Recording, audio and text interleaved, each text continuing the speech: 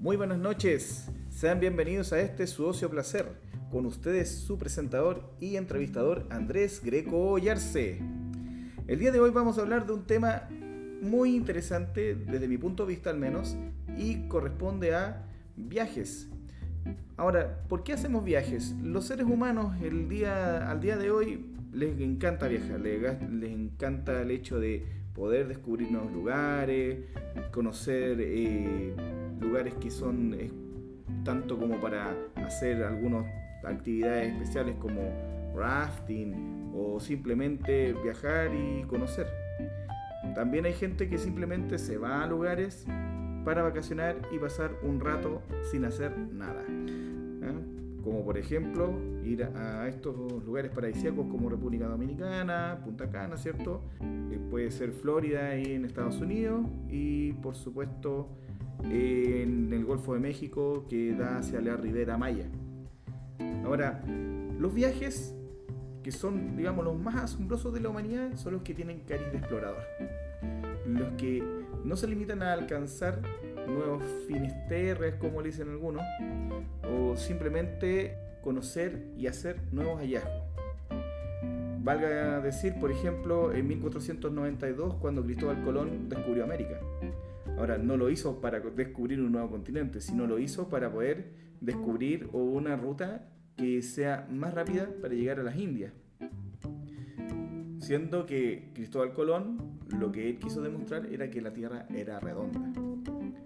Entonces, si nos ponemos a pensar, el ser humano lo que está tratando de hacer es buscar ciertas experiencias propias, autocomplacerse también y por supuesto hacer que decir, tengo razón. En el caso de Cristóbal Colón era más o menos por ese estilo. Y por supuesto convenció a la reina de España para poder financiar el viaje, que entiendo fueron con las joyas de ella. En otro tenor, viajar siempre ha sido para ir descubriendo nuevos horizontes. En el tiempo en el que el ser humano estaba buscando nuevos parajes, nuevos lugares donde vivir, porque simplemente no sabían cultivar, es porque el ser humano quería solamente sobrevivir. Él tenía un carácter de sobrevivencia, o sea, el ser humano iba buscando lugares donde podían haber animales, donde podían hacer caza, donde podían también incluso beber agua. ¿Qué pasó? Que después de un largo tiempo de la evolución humana, y dicen ser que en el África donde el ser humano empezó a usar el seso, el cerebro, la materia gris que tiene para poder sobrevivir, es donde descubrió el hecho de poder cultivar y hacer también cuando recoge el cultivo. Bueno, ustedes ya me entienden. El tema es el siguiente, ahí el ser humano se volvió sedentario y ahí empezó también este asunto de viajar a otras locaciones para poder simplemente conocer, interrelacionarse con otras culturas y empezó el tema del placer, el placer por el viajar. Así que este día, el día del viaje, ¿cierto? Que estamos diciendo ahí, este episodio se llama El placer de viajar. Y para esto tenemos a nuestro invitado, Oliver, que nos acompaña. Saluda, Oliver, por favor. Muy buenas noches a todos, qué rico ser parte de este Ocio Placer. Y bueno, primero también dar las gracias por ser parte de este elenco. Muchas gracias, Andrés Greco. Sí, gracias. De nada, Oliver. Es un placer estar en tu Ocio Placer. No, está bien. Qué bueno tenerte acá. Bueno, desde el último que grabé con alguien, después el anterior que fue hablar de la radio, que no tengo un invitado. Así que la idea es ahora hablar de viajes. Y yo entiendo que de viajes, el especial de viajes que tú tienes corresponde a digamos, algo más solitario, ¿no? Más de... Claro, efectivamente era algo más solitario, algo más de uno, el poder relajarse, el poder buscar cosas nuevas, el poder conocer culturas, porque no muchas veces nos encontramos con una pareja que nos vaya a acompañar a hacer todo esto. Siempre nos encontramos con que la pareja o le gustan lugares más cómodos, ir a un hotel, acostarse en una camita calentita. No, pues a uno le gusta salir más a la tierra, conocer la cultura de cada ciudad. Y bueno, como lo hice yo empecé de muy chico, a los 13 años empecé a disfrutar de esto y empecé a buscar cómo viajar y empecé a juntar primero mi platita y ahí empecé a buscar mi origen de poder conocer los lugares y sus orígenes, conocer la cultura y saber más de ello. Oye, ¿cuál fue tu primer gran viaje? ¿A dónde fuiste y cómo fue? O sea, fue con recursos propios, me imagino. Claro, o sea, mi primer viaje así solo fue estando chico, pedí las llaves a mi abuela de la casa de Caldera y me fui de vacaciones a conocer. Fui ahí conocí todo lo que era los interiores de Copiapó, estuve entre medio del desierto buscando lugares entretenidos para ir a conocer. Conocí playas distintas, playas que no conocía nadie. Hoy en día ya son más conocidas. Bahía Cisne, lugares que no es fácil de llegar porque no tiene una ruta para llegar. Y bueno, así empecé a conocer. Me tocó ir a Calama a conocer, ¿cómo se llama esto? Chuqui, ya, porque también conocí unas niñas que eran de allá y ahí partí con ellas para conocer el lugar, después me devolví solo y así fue mi primera gran experiencia. Lo encontré tan entretenido que después quise seguir haciéndolo el año siguiente. Tú estabas ahí, tú viajabas con recursos propios, tu primer gran viaje fue cuando estabas más pequeño, ¿cierto? Y más o menos queda como los 15. No, como a los 13 años, al final de los 13 años. Ah, y ahí fuiste fuiste a Bahía Inglesa. Pero te pegaste un viaje de 600 kilómetros desde Bahía Inglesa a Calama. ¿Eso hiciste? No. ¿O eso lo hiciste en otra ocasión? No, o sea, en ese momento, o sea, yo viajé por hartos días, o sea, por más de un mes, mucho más de un mes. Y estuve en la casa de mi abuela, que era la casa de veraneo. Y ahí salí primero iba directamente a Caldera, a Bahía Inglesa. Después conocí unos chicos que fuimos a Bahía Cisne. Conocimos lugares por entre medio del desierto y ahí fui conociendo. Y entre ese viaje conocimos unas niñas. Y esas niñas, entre ganas en gas y todo, me invitaron a que fuéramos a que las acompañaran hasta Calama para que las fuera a dejar. Entonces ahí nos hicimos un viaje, paramos en Chañaral, después paramos en Antofagasta y después de Antofagasta nos fuimos a Calama y en Calama subimos a Chuqui. Bien. Y allá en Chuqui las dejé y después ahí a la suerte, pues, o sea, ahí tuve que tomar un bus de vuelta y así fui conociendo cada uno de los sectores, primero llegaba un bus, después tomaba otro bus, pero hacía trayectos cortos y me bajaba en toda la ciudad a conocer para ver qué cosa novedosa había. Ah, perfecto. Bien, entonces al final de cuentas fue para acompañar a estas niñas para poder, digamos, conocer otras ciudades de Chile.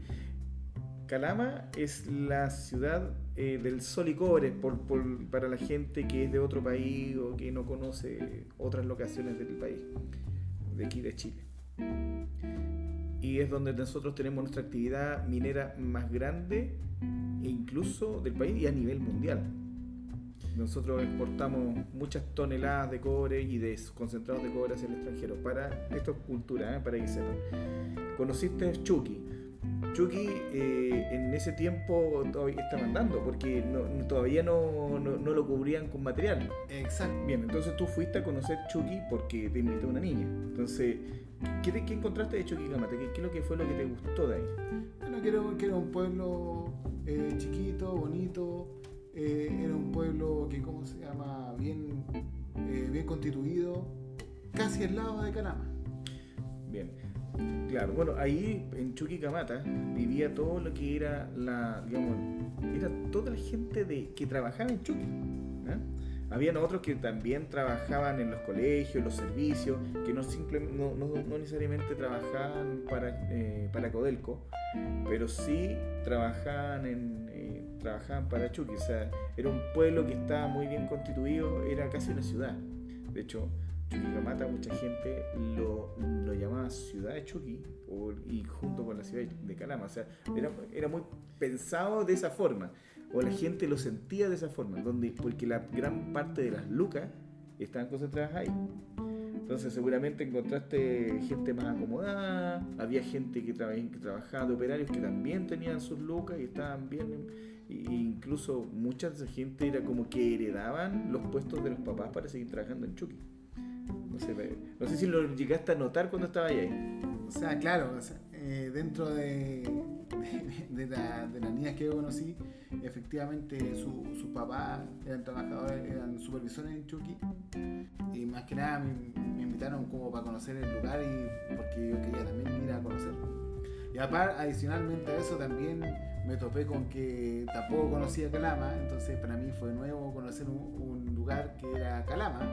Y dije, ya esto es como algo entretenido hacerlo, así que me gustó la idea de tener que viajar y empezar a buscar lugares para ir conociendo. Y después de eso me entró la curiosidad de, oye, si estoy viajando y estoy en este lugar, ¿por qué no conocer su cultura? ¿Por qué no saber más del lugar? Entonces, claro, así después nació mi inquietud de poder conocer qué era un lugar y adicionalmente su cultura. Súper. Después de que estuviste en Calama, bueno, ¿conociste cómo era Calama en ese tiempo? ¿Ese año cuándo fue más o menos? O sea, tú tenías 13 años, ¿cuánto más o menos tenías? ¿Qué año era? Era como el año 93. Por ahí, claro. 93, 94, el 95. No puede ser 95. Ah, 95, sí, tienes razón. Era como el 95, porque tenemos como la misma edad. Sí, tenemos, claro, 95. El año 95. Claro. En ese tiempo... Era como 95 casi. 94, a ver si. No, sí era 95. No, sí era 95 porque fue justo el verano entre el 94 y principios del 95. Entonces me tocó justo enero, la fecha así como arriba, porque yo me acuerdo que terminé de trabajar el mes de diciembre, Navidad, venía justo Año Nuevo y después llegué, renuncié y me fui a viajar. ¿Pero tú trabajabas cómo? ¿En qué trabajabas? Como promotor y vendedor de falabella. Ah, ¿y de qué? Promotor vendedor de la parte de computación, era el promotor vendedor más joven. Y vendía cosas de HP, vendía cosas de juegos, videojuegos, lo que más vendía eran videojuegos. Pero trabajaba en la parte como en la parte de tecnología. Ah, qué buena.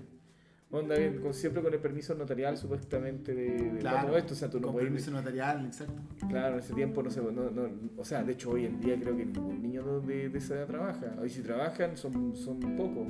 Claro. No, pero en ese tiempo era como algo... O sea, lo podía hacer como para el verano, cosas así. Ya. Ah, bien. Como ayudante en la fecha de Navidad. Sí, yo recuerdo que trabajé en algún momento embolsando en los supermercados, pero yo ya estaba grande, yo estaba en la universidad. Trabajé una vez que volví de vacaciones y me hice unas buenas luquitas. Sí, o sea, en eso igual uno trabajaba y se ganaba bien, sus buenas luquitas como para poder salvar se ganaba, verano, así que, claro, se ganaba súper. Sí, ¿no? Para salvar el verano, incluso a veces servía hasta para pagar la luz, el agua, el gas, y te sobraba algo de plata. Si la gente, lo maravilloso de la gente en Chile es que son súper solidarios, y incluso es como está arraigado ese tema de la propina. Ahora, había gente mano apretada claro, con el cocodrilo con el carro gigante y no te dan ni uno. Sí, no daban ni un centavo, ni un peso. Claro. No, sí. Y había gente que ni siquiera llevaban tanto y te daban buenas lucas. Sí, había unas señoras súper simpáticas que llegaban al supermercado, pero supermercado que hoy en día ya no existe ya, que era Supermercado Montserrat. Y me acuerdo que llegaban, eran dos rubias que llegaban y me habían embolsando y decían, no sé, llegaban con 3, 4 cosas y me daban 5 lucas. Entonces para mí era como, oh, qué espectacular. 5 lucas en ese tiempo era mucha plata. Era mucha plata, sí. Pero para mí era genial, era como, oh, con esto salvé el mes. Sí, una cosa así. Oye, volviendo a los viajes. Fuiste a Calama, todo eso. ¿Y tus siguientes viajes cómo fueron? ¿Ya más de grande, por ejemplo? ¿Cómo empezaste? Porque esta cuestión, la pasión siguió con los años, po. Claro, la pasión siguió con los años. Yo quería conocer más allá y el año siguiente me fui recorriendo pueblo por pueblo, pero ¿yo qué hice? Me fui directamente a Arica, quise pasar a Perú y ahí me detuvieron y me mandaron de vuelta. Y dijeron, claro, me tenés que ir con adultos, pues. Claro, entonces ahí la policía de investigación es la que te manda de vuelta y te dice, ¿sabes? Los fronterizos, ahí te dicen, no, usted tiene que venir con adulto mayor de edad. Entonces ahí llegaron y me mandaron de vuelta con un carabinero adjunto a mí, arriba del bus, para asegurarse que me estaba devolviendo y aparte que era menor de edad, no podía estar solo. Claro. Y lo primero que hice fue arrancarme. Me arranqué ahí, me alcancé a arrancar ahí en Iquique, y en Iquique ya después no sube más al carabinero. Así que ahí me puse a conocer, fui a ver unos galpones, cómo era la zona franca en ese momento. No sé cómo estará hoy en día porque no he vuelto a ir. Está la zona vieja y la nueva. Claro, bueno, yo fui a conocer la zona franca y vi que era unos galpones, era re feo en ese momento el galpón porque era como bien antiguo. Es que, mira, en ese tiempo la zona franca era como, llegaban en grandes cantidades y era de paso, o sea, al final eso, de ahí después todo se iba, salía de ahí y cuando salía de la zona franca pagaban impuestos y se vendía dentro del país. Hoy en día la zona franca es el nombre nomás, porque claro, incluso en Santiago encontré cuestiones mucho más baratas de lo que están allá. Claro, ¿no? Sí. Creo que los licores tienen hay hartas cosas que son licores. Los autos quizás. Los mismos perfumes, esencias, que las encontré igual más baratas allá que acá.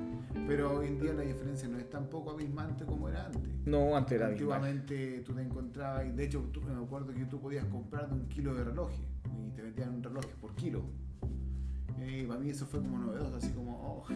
Claro, no eran Rolex. No eran Rolex, eran Relox. Eran Relox. Claro, pero te lo vendían por kilo. Oye, pero yo recuerdo que en ese tiempo lo único que quería que alguien fuera para que trajeran juegos de Super Nintendo. Y decían, ¿qué weón? Tienes que vender juegos de Super. Y yo esperaba que alguien trajera. Le pedí un tío que mi tío nunca trajo. O sea yo no... Eran pura boca en ese tiempo. Yo no vi que vendieran esas cosas. Seguramente vendían, pero había mucho pirata, pero los piratas igual muchas cosas para... Sí, los piratas igual andan. Pero había mucho pirata, mucha tarjeta pirata para poder vender en ese tiempo y no era como tan o sea, no era como llegar y comprar un juego para Super Nintendo o para alguna o en ese tiempo era también Nintendo, Atari y todas esas. No, el Atari, lo único, en ese tiempo ya existían los del 800 juegos en uno. ¿Te acuerdas? Sí. Claro, no, ese era clásico. Era clásico jugar ahí. Así que ya, te fuiste a Iquique, fuiste a la Sofri, ¿y después qué hiciste? Bueno, después como no me gustó mucho en ese momento, yo lo que hice, dije, pucha, aparte estaba solo, igual no tenía mucho donde quedarme. Y viajé de vuelta a mi zona de origen, que era Caldera. Yeah. Y ahí Perfecto. Nuevamente a ir a recorrer, no sé, pues de ahí yo siempre tomaba como zona de origen ahí y tenía que volver al mismo lugar al día o a los 2 días después, como máximo. Generalmente conocía gente, conocía personas que eran, no sé, como los amigos del paso, que yo le llamaba, y que era como buena onda, ya nos quedábamos a compartir, y me decían, no, yo no tenía dónde dormir, pucha, quédate acá. Y entonces ya me quedaba ahí, me veían que era un cabro, que era tranquilo, los papás generalmente me decían, oye, pero que así son, no, mejor quédate, no te vayas, y así seguía hasta el otro día y así iba conociendo gente. Ah, qué bien. Entonces, eres un viajero que, así como al más puro estilo, onda, tírate a la vida. Claro, ¿no? De hecho en Caldera, que es un lugar muy lindo, a lo mejor, también con harta historia, la historia del ferrocarril, por ejemplo, está ahí. También están los pueblos changos, ¿ya? Y de hecho yo fui bautizado como chango dentro de la zona porque era bien apegado a conocer la cultura del lugar y conocer a la gente de origen del lugar. Entonces la gente de ahí me dijo, bueno, tú eres un chango más. Qué buena. Bien. ¿Fuiste a conocer los interiores de Copiapó? ¿Pasaste alguna de las reservas que están ahí? En ese momento no, en ese momento no. Pero sí fui, por ejemplo, a Tierra Amarilla, fui a conocer, no sé, me iba metiendo hacia el lado como de las minas de Tierra Amarilla, como que eran como unos hoyos simplemente. Ah, pero fuiste a Los Piques. Fui a Los Piques, claro. Sí, de ahí a conocer más o menos ahí como más o menos como trabajaban algunas personas que se metían solamente a trabajar así como, no sé. Sí, los pirquineros. Sí, los pirquineros. Los pirquineros. En Antofagasta existen también, hasta el día de hoy. Y bueno, en realidad existen pirquineros hasta el día de hoy en todas estas locaciones. Y oro siempre hay que encontrar, pues. Oro, plata, pirita, lo que más encontráis. Claro. Y por supuesto todos estos sulfatos de cobre que hoy en día igual pagan. No, y no solamente eso, sino que hay ¿cómo se llama? No solamente buscan ese tipo de materiales. Ahí yo aprendí que la gente buscaba también tipos de piedras que para poder trabajarlas y poder sacaban piedra, simplemente piedra de algún mineral y lo esculpían y eso es lo que vendían como artesanía. Entonces era como entretenido ir conociendo las culturas de cada persona, ir conociendo que la gente no solamente tienen trabajos estables, sino que también hay trabajos que son casuales y que se los van creando en el momento. Y de ahí sacan también varias cosas que son de poder hacer artesanía. Y la artesanía ahí es bien valorada, por lo menos por mí, es bien valorada porque es algo que ellos fueron a buscar el material y aparte de buscarlo, también lo tallaron o lo esculpieron y lo hicieron artesanía real. Hechito a mano. No la que hoy en día que tú vas a ¿cómo se llama? Sí, a Santa Lucía hay una feria artesanal y resulta que casi todo ya no está hecho a mano, sino que la gran mayoría de las cosas son cosas fabricadas por al mayor. Claro, por mayor. Y hecho con un molde. Claro. Entonces, ¿sabes de lo que me acuerdo? Me acuerdo de las máscaras que yo viajé a Cancún. Y de Cancún fuimos a todas estas pirámides, fuimos a Tulum, fuimos a Comá y a Chichén Itzá. En Chichén Itzá estaban los mayas, pues. Hay mayas, todavía existen mayas, sí. O sea, los descendientes de los mayas están ahí. Y aparte que son muy incisivos, están ahí siempre y te quieren vender. Tú después te das cuenta que lo que te venden así, al final no es que sea la piedra, era una cuestión hecha de yeso. O sea, yo tengo varias máscaras que les compré, muchas 100 pesos mexicanos, 80 pesos mexicanos, y te das cuenta que al final le vendían como 400 pesos, después bajaban, tú no sabías cuál era el precio real de esas cuestiones, y tú pensás, no, hecho a mano, nunca fue hecho a mano. No, esta cuestión pasa igual. Y es por lo mismo, porque la gente ya pierde el foco de tener que crearlo ellos mismos y se toman la comodidad de poder comprarlo hecho y al final tú vas, lo das vuelta y ese hecho en China. Y resulta que está ahí en Chile buscando una cosa típica del lugar y hecho en China. Claro. Hecho en China. Bueno, casi todo está hecho en China hoy en día. Entonces, claro, claro, pero por eso es que se valora tanto el hecho. Sí, por el final el tema de la artesanía viene así, todo hecho en China. Claro, Todo hecho en China. claro, pero por eso se valora tanto el que la persona lo haga, la persona que busque el material y que lo pueda hacer. Lo mismo me tocó vivir en Caldera, en ir a Playa de las Machas, la gente que hacía artesanía llegaba, buscaba las conchitas y buscaba conchitas muy pequeñitas, casi minúsculas, para hacer collares de conchitas. Y resulta que esas conchitas llegaban y las metían como en un hilo plástico. El hilo de pescar. El hilo de pescar, claro. Sí. Y ese lo usaba y con esas conchitas muy minúsculas hacían. Imagínate la cantidad de conchitas que tienes que buscar para hacerte uno de esos collares. Y ahí es donde tú le tomas el valor y dices, oh, efectivamente. Por eso cuesta lo que cuesta. Vale lo que porque te costó un montón encontrar esa conchita y esas miles de conchitas para hacer un collar de conchitas. Sí. Bueno, esa es la artesanía y también la inventiva de las personas. Claro.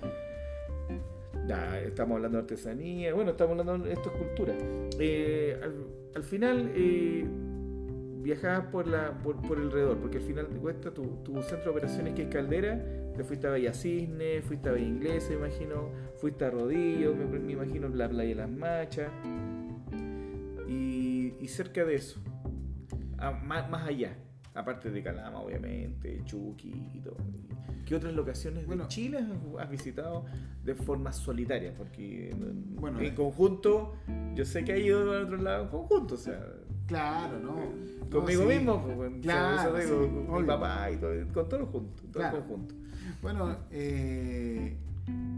viajando en general, después uno cuando va creciendo va teniendo más recursos.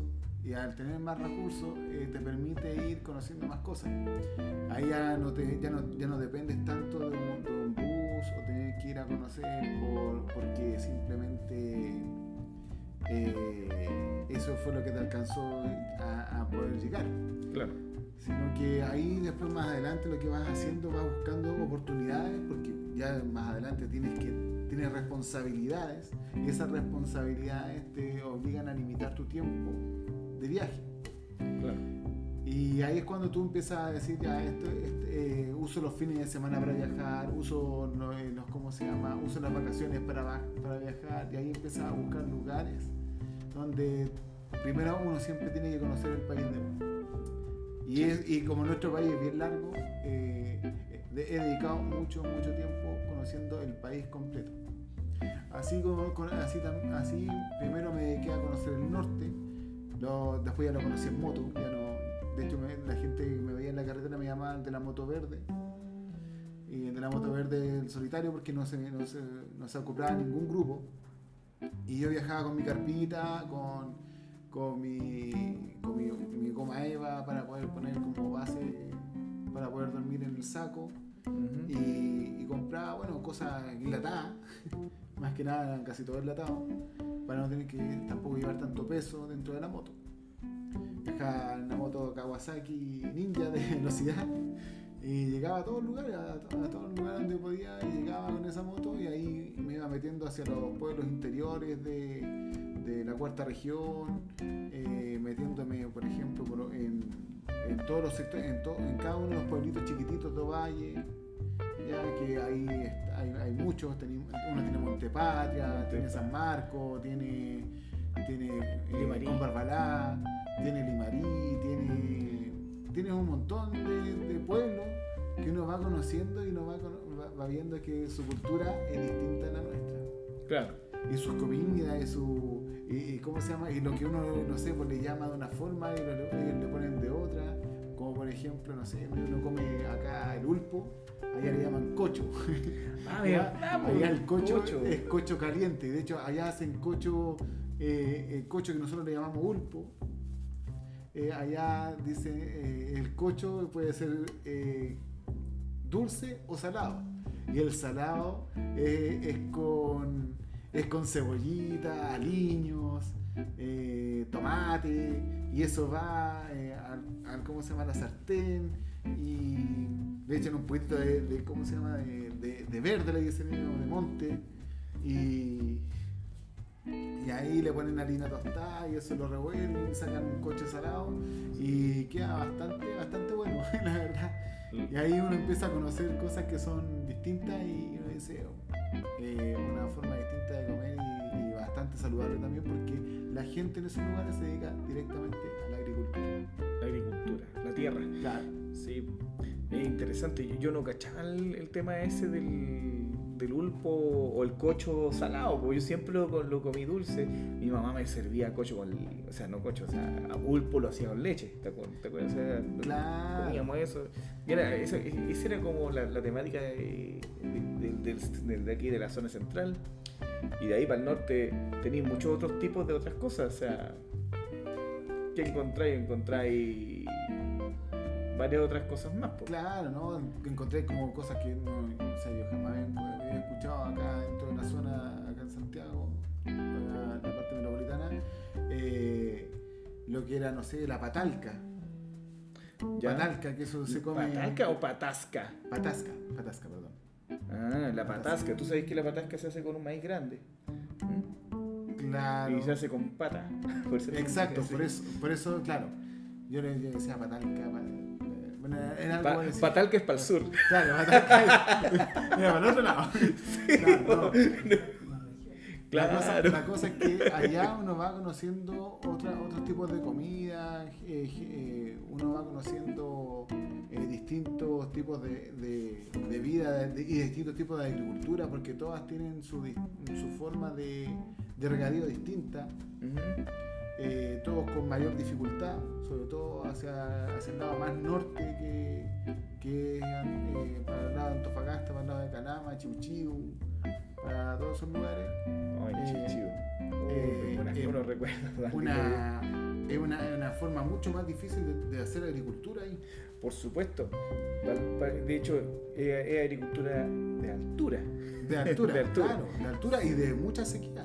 De mucha sequía. O sea, se alimentan del río Loa. Ellos tienen napas subterráneas también. ¿Eh? Sí, y por supuesto, por ahí pasa el río que pasa por La Sana. En La Sana tú tienes un oasis. Sí, y por eso mismo yo digo, es otra forma de regadío.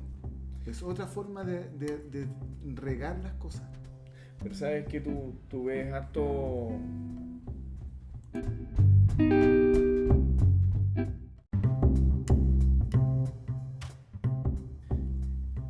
En realidad tú ves hartas cosas, hartas formas de regar. Está el sistema por goteo, que lo hacen con grandes mallas Rachel, que lo ponen hacia la parte, en las partes superiores por donde pasa la Camanchaca. Y por supuesto captan agua de esta neblina espesa. Y por supuesto también tienen sistemas como para poder recolectar esa agua, llevarlo a grandes acopios y de ahí redistribuir hacia donde tenemos que, digamos, regar las grandes plantaciones. Pero como te decía, allá tienen varias napas subterráneas. Ahora, sí, allá tienen, está el río Colorado. Yo fui una parte allá. El Morado, no me acuerdo. Yo fui una parte y la cuestión era como los gallos, o sea, los gallos primero no tenían dónde sacar agua.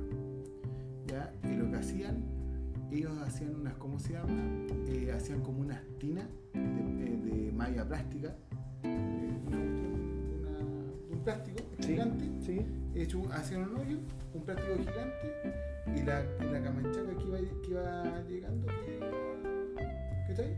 Llegaba directamente, o sea, toda esa sí, corría y llegaba y llenaba el pocito. Esa es la malla plástica, esa malla plástica que te digo yo es una malla Rachel que es la que capta la neblina. Y lo que a mí me decían, no, es que está muy seco y no hay dónde sacar agua. Entonces decía, ellos tenían, por ejemplo, como un riachuelo. Cuando había agua, ellos tenían como un río chiquitito que pasaba por el lugar. Un brazo de río con el que ellos hacían la distribución. Y ellos con un motorcito sacaban agua, ¿ya? Y llenaban ese mismo lugar donde ellos tenían. Pero como dejó de haber agua en ese brazo de río, Con tenían que Camanchaca. sacarlo con la Camanchaca. No, súper bien. Pues. Eso es parte digamos, de la inventiva de las personas. Tú sabes que ese sistema es invención chilena y después se está ocupando en otras partes del mundo. Y está patentado por un chileno. No me recuerdo el nombre. El otro día lo estaba viendo dentro de las noticias que se hablaba de este tema, de cómo hacer captación de agua a través de mallas, de este tipo de mallas, malla Rachel, y que después el goteo bajaba a unos captadores que son cañerías que van hacia grandes, digamos, contenedores que a su vez después distribuyen el agua. Claro, bueno, dentro de todo eso, también es una Estanques, técnica, son estanques. es una técnica que también se usa para poder sobrevivir también, o que te lo enseñan en sobrevivencia. Bueno, sí, pero eso lo hacen con... Y ahí eso es como que tú esperas que sude y eso lo captas en un plástico. No tanto como que sude, sino que aprovecha uno la La evaporación, sí. La humedad del ambiente para poder llenarte alguna botellita o algo con un poco de agua y ahí poder tener para poder vivir y subsistir durante los días que tú te encuentres perdido. Sí, con un plástico, sí, eso. Claro, todas esas cosas uno tiene que igual aprenderlas cuando uno sale de viaje y cuando uno empieza a buscar esos horizontes solos, de querer descubrir y querer hacer cosas distintas al viajar simplemente por vacacionar, sino por conocerlo. Claro, no entiendo. ¿Qué otra cosa? A ver. Estamos hablando de muchas cosas. Claro. No, sí, efectivamente. Uno conoce. Mira, yo dentro de mi experiencia de la segunda región, donde tú sabes, pues mi señora es de allá. Ellos tienen huertos, los huertos ellos van y... Una región muy linda por si acaso. Sí. Muy linda y la gente muy amorosa y muy... No, la gente es muy amorosa. Bueno, el abuelito Eduardo era una... qué viejo más buena onda. Sí, bueno, a mí me tocó compartir con él. sí, me acuerdo. Me tocó probar de su vino de criollo. Yo tengo vino criollo ahí guardado, de hecho lo tengo ahí. Hay que probarlo, entonces hay que tomárselo. Bueno, ellos mismos me pusieron como broma el Pachamama. Entonces, yo tuve una muy linda experiencia conociéndolos a ellos. También un lugar muy lindo. Ahí conocí también el Valle de Jerez. El Valle de Jerez. El Jerez. Ahí hay una cantera de piedra que solamente la encuentras allá. Y es parte de la... es súper caro. ¿Cómo se llama? El bloque de piedra. Y con ese bloque muchas veces te piden como obligación comprar en la cantera de ahí para poder hacer construcciones icónicas, ¿cachai? Por ejemplo, la gente del Observatorio Alma, las garitas de entrada eran todas con estas piedras, las revestidas en estas piedras. Claro. Muy bonito, eso es parte de la cultura. Y dentro de eso, en el Valle de Jerez, tú encontrás el oasis. De hecho, San Pedro de Atacama es un oasis y todo lo que lo rodea ahí es oasis. Es oasis, claro.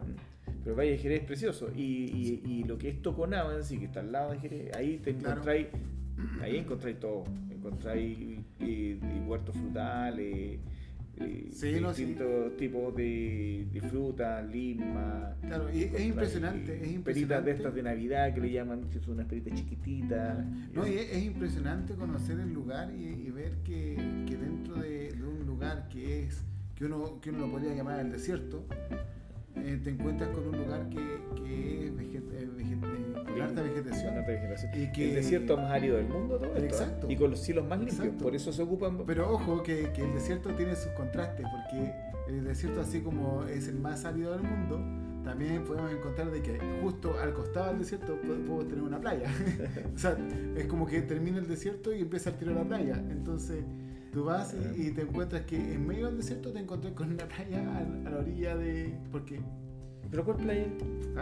Cuando tú cruzas por el desierto, ya entre Bahía Inglesa hacia Bahía Cisne, tú te encuentras que ahí tú te No hay introduces nada. en el desierto y te encuentras con que llegas a una playa, ¿ya? Que Bueno, increíblemente, y es lo que pasa en Hornito, ¿ah? En todo caso, cuando uno va hacia el camino a Hornito, o cuando iba a la portada de Antofagasta. claro, Esa cuestión es pura roca, pura arena, y de repente y llegas de repente te encuentras con una playa. y te encontré con la playa. ¿Por qué? Y bajé por una cuerda, ¿te acordás que bajáis por una cuerda? Sí, sí, me acuerdo. Sí. Ahora creo que ya está habilitado el paso de cómo bajar hacia la portada. ¿Sí? Sí, sí, sí. Sí, no, yo últimamente no he ido, pero sí, me acuerdo que uno bajaba con una cuerda y me acuerdo incluso que en una ocasión nosotros también salimos juntos por allá. Fuimos Ah, a pescar y a no, pescar. no pescamos Con ni una. hilo. Sí. Pero más que nada, más que salir a pescar, fuimos a hacer un viaje para compartir, para tirar la talla, para entretenernos un rato y hacer algo ¿Te distinto. acuerdas cuando fuimos a San Pedro? Sí, también me acuerdo. Tú fuiste solo. Yo fui solo. Tú Ya, fuiste solo, dentro ¿sí? de mi aventura, fui solo y fui caminando. Y me recorrí todo de San Pedro y incluso me fui a varios lugares caminando. Y Fuiste caminando. Sí, y estuve muchas horas caminando. Claro, recorrí todo caminando, de hecho me fui al Valle de la Luna de San Pedro. O sea, primero fui hacia el lado de San Pedro y me fui caminando a Quitor. A Quito. A Quitor, claro. Sí, Y ahí en ese lugar, yo que fui a conocer como las esculturas incas y unos fuertes incas que son parte de la reserva del lugar. Y fui a conocer unas cuevas y unas verdaderas caras ya que están esculpidas en la piedra y que es impresionante ver eso y meterte dentro de una cueva y ver hacia arriba y ver que solamente queda un espacio de luz donde ellos se refugiaban. Y están las marmitas y están un montón de cosas que usaban los incas para poder vivir en el lugar. Y es un lugar muy lindo, cosas que son para mí, no hay una cámara fotográfica que te vaya a revivir esos momentos que los puedes guardar y atesorar siempre en tu cabeza. Claro. Bueno, bueno, conociste también el Valle de la Luna, o si eso estaba todo, Claro, estaba todo junto ahí. el Valle de la Luna. Bueno, el Valle de la Luna de ahí me fui caminando hasta el Valle de la Luna. O sea, por si acaso no lo hagan. Una que te va a deshidratar mucho y lo otro es que son muchas horas para caminar así. Va a ser como 2 horas más o menos caminando aproximadamente y caminando rápido. Sí, para los que quieran visitar el Valle de la Luna, allá hay cabalgatas. No es necesario ir caminando como Oliver, pero pueden tomar caballos y hay unas cabalgatas bien, ¿cómo se llama? Bien interesantes que son con paraje en lugares icónicos como el Valle de la Muerte, el mismo Valle de la Luna, en Quito mismo. Después pasa hacia la playa que le llaman ellos, donde están, digamos, donde hay como una especie de, donde se acumula el agua del río Loa y hay arenita. Y tenéis también el Pozo 3, que son lugares muy icónicos y los podéis pasear en caballo. Y ahí el amigo Orlando, para que sepan, ahí Orlando es una de las personas que hace ese tipo de servicio. Es para que, esa es como una cápsula. Claro. Bueno, de todas formas, yo no lo hice, yo no hice, o sea, yo lo hice por querer conocer y no justamente porque yo no quisiera tomar los caballos, no lo hice, o sea, yo simplemente lo hice porque no tenía los recursos en ese momento para poder pagar caballos, poder arrendar algo para poder recorrer más cosas. Al contrario, igual valoré harto el tener que recorrerlo caminando porque así conocí más, me metía hacia el lado donde hacían como un tipo de snowboard, pero en ¿cómo se llama? En las dunas. ¿Ya? Sandboard. Sandboard, claro. Sí, sandboard. Claro, no lo conocía, no me sabía el nombre, pero sí hacían eso en las dunas como un tipo de snowboard, pero una cuestión espectacular como bajaban de las dunas hacia abajo y es como una verdadera agua, pero en la arena. Claro. Ya. Ahí conocí unos brasileños también dentro de ese viaje. Ellos me llevaron a otros lugares más para poder, porque bueno, mis pillas no aguantaban más.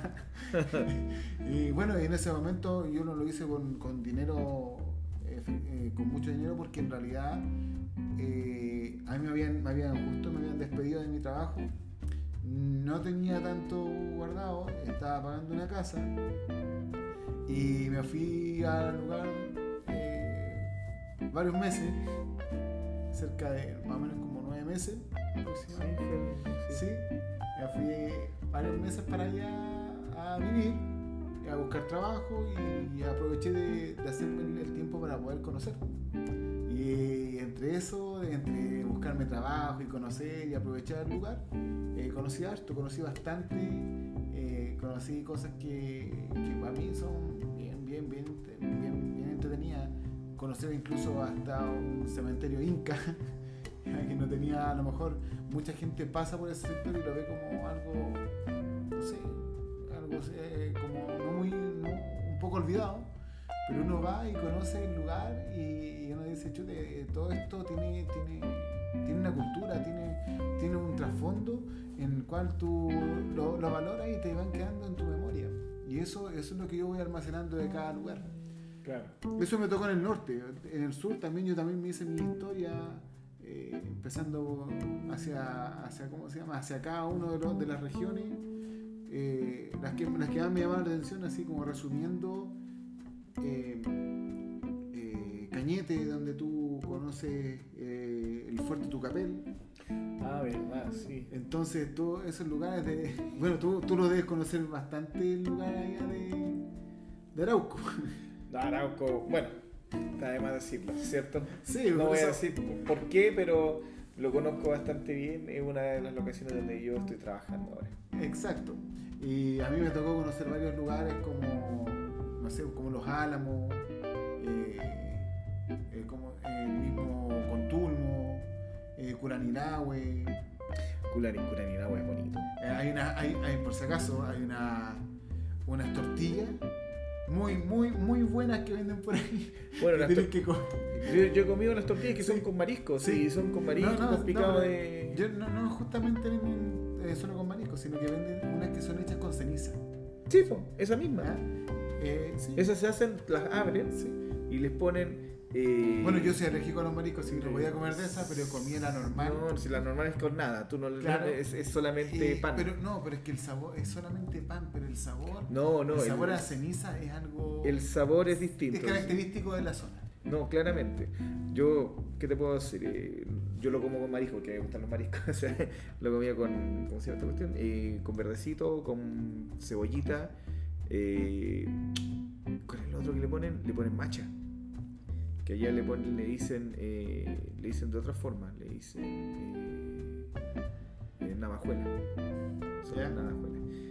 Y a eso le ponen mayonesa y con esta tortilla y para adentro. Claro, no sé, bueno, yo no sé si tú conoces Contulmo, pero Contulmo no Contulmo es un lugar muy lindo. El que tiene la oportunidad de ir hacia ese lugar y conocer Contulmo, a ver, que es un pueblo que lo hicieron colonos. Y tiene mucha vegetación, un lugar muy verde y muy lindo, un lugar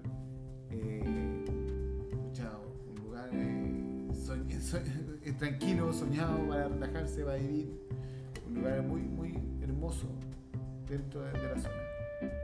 No, sí, allá es lindo, es muy lindo. La región del Biobío es una de las regiones más lindas que existe en Chile. Bueno, hay que decir, o sea, hacia el sur entero es lindo. Bueno, ahí tenéis también la parte de Osorno. En Osorno también tiene lugares muy bonitos. Sí, ahí tienes también la cultura huilliche, que no sé si bueno, la gente que conoce Osorno, la gente que conoce el lugar, ahí conoce que ahí vivían, ¿cómo se llama? Los huilliches, y son otra cultura de la zona.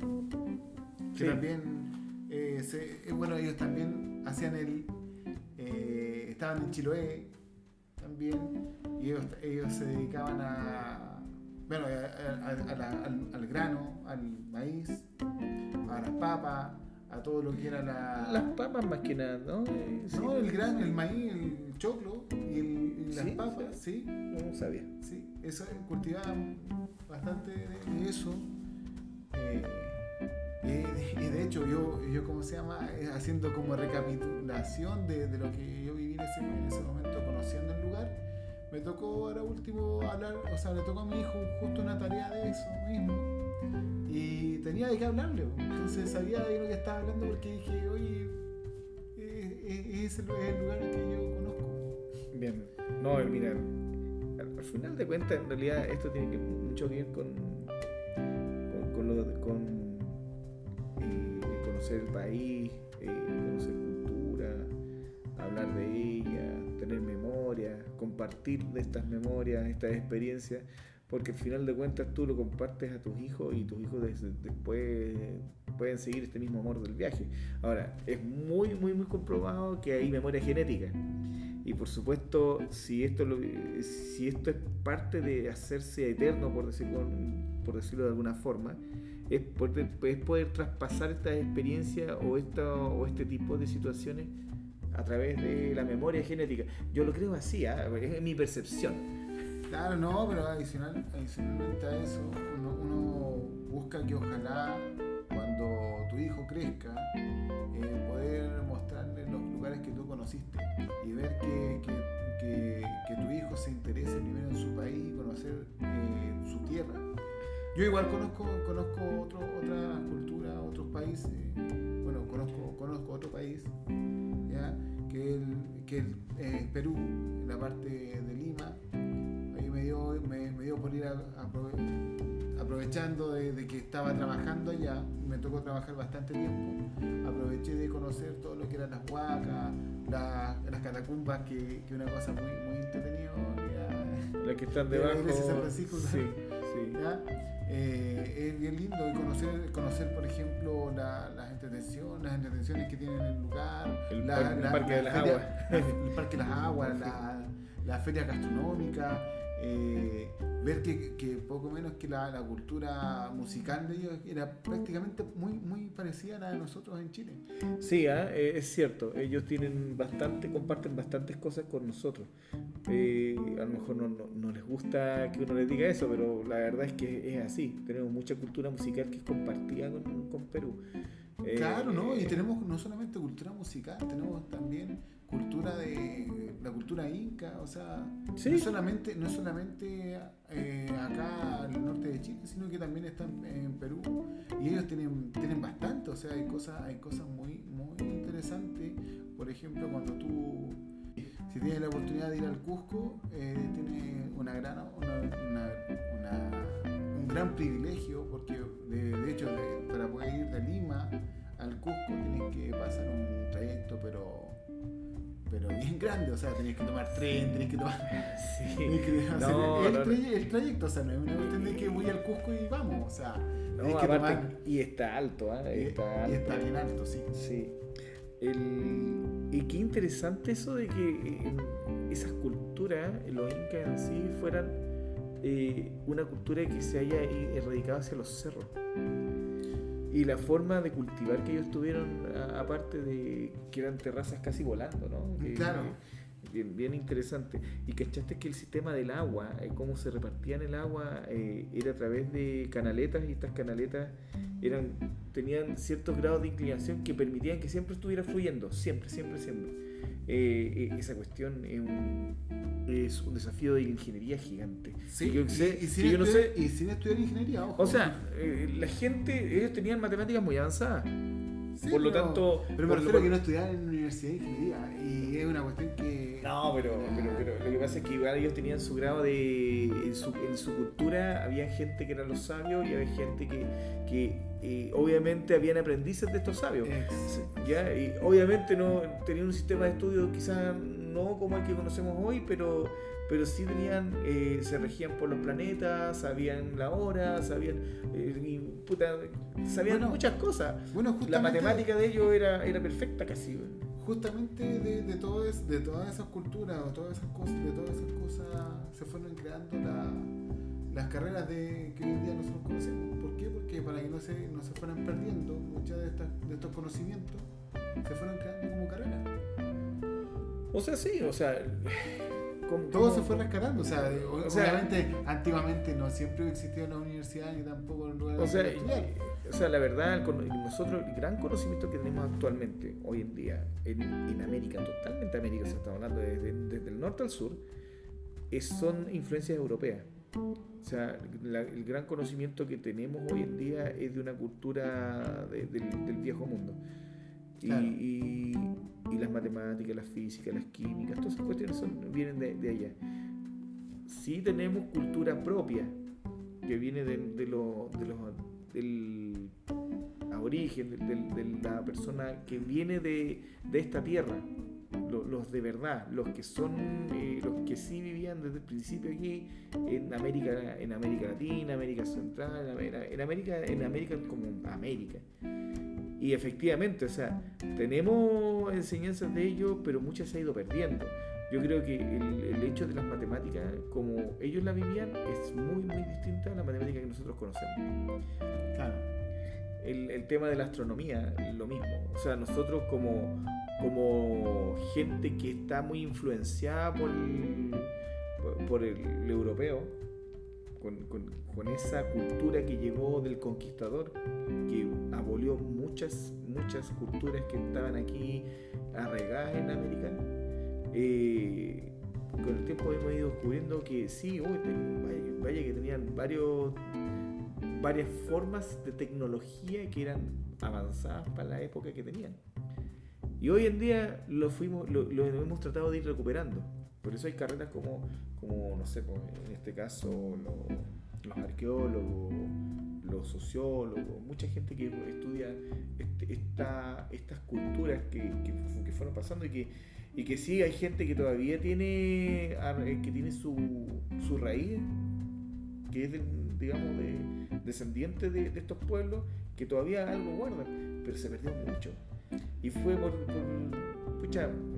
mala, a lo mejor se va a oír feo, pero fue porque simplemente tuvimos conquistadores que no tenían esa visión de compartir y arraigarse de los conocimientos y compartirlos, y no ver que ellos eran superiores por sobre los que venían a conquistar, porque en realidad se les hizo fácil conquistar América.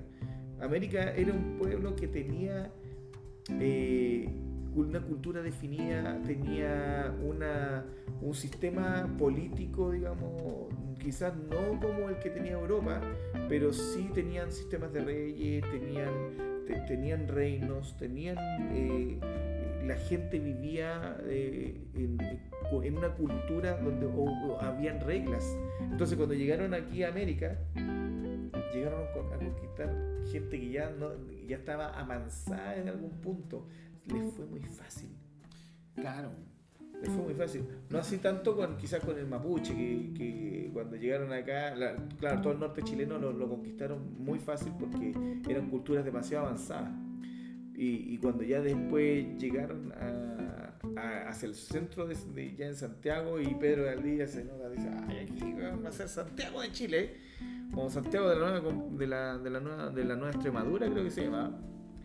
Y cuando llegan ahí y se dan cuenta que tienen un pueblo guerrero y que les costó siglos derrotarlo, te das cuenta de que, claro,